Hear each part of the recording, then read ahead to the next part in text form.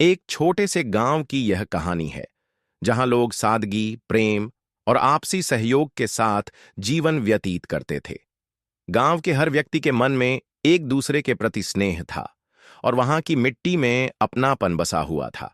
सुबह की हल्की धूप खेतों पर पड़ती तो किसान मेहनत में लग जाते, बच्चे खेलकूद में मस्त रहते और महिलाएं घर के कामों में व्यस्त रहतीं। हर कोई अपनी जिंदगी से संतुष्ट था, मानो यह गांव दुनिया से अलग किसी स्वर्ग का हिस्सा हो।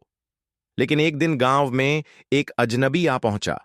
वह दिखने में साधारण था, मगर उसकी आंखों में एक अजीब सा तेज था। उसके बोलने का अंदाज लोगों को मोह लेता, उसकी बातें दिल में गहराई तक उतरतीं। कुछ लोग उसे ज्ञान का भंडार मान बैठे तो कुछ को उसकी उपस्थिति से बेचैनी होने लगी। धीरे धीरे गांव में चर्चाएं होने लगीं। कुछ का मानना था कि वह बदलाव लाने आया है, तो कुछ उसे अशुभ संकेत समझने लगे। समय बीतता गया और उसके शब्दों का असर गांव के माहौल पर पड़ने लगा। जहां पहले एकता थी, वहां अब विचारों की टकराहट दिखने लगी। लोग पहले की तरह खुलकर हंसते बोलते नहीं थे। उनकी बातों में एक अनकही उलझन झलकने लगी। कुछ ने उसे मसीहा मानकर उसका अनुसरण किया, जबकि कुछ ने उसे फसाद की जड़ कहकर नकार दिया। फिर एक दिन वह अजनबी अचानक गांव से चला गया, लेकिन उसके जाने के बाद लोगों को एहसास हुआ कि वह उनके भीतर छुपी सच्चाइयों को उजागर कर गया था। उसने कोई नया विवाद नहीं पैदा किया था, बल्कि जो पहले से मौजूद था उसे सामने लाकर रख दिया था। लोग अब सोचने लगे, क्या वह सच में एक समस्या था या वह बस एक आईना था जिसने उन्हें उनकी असली तस्वीर दिखा दी थी।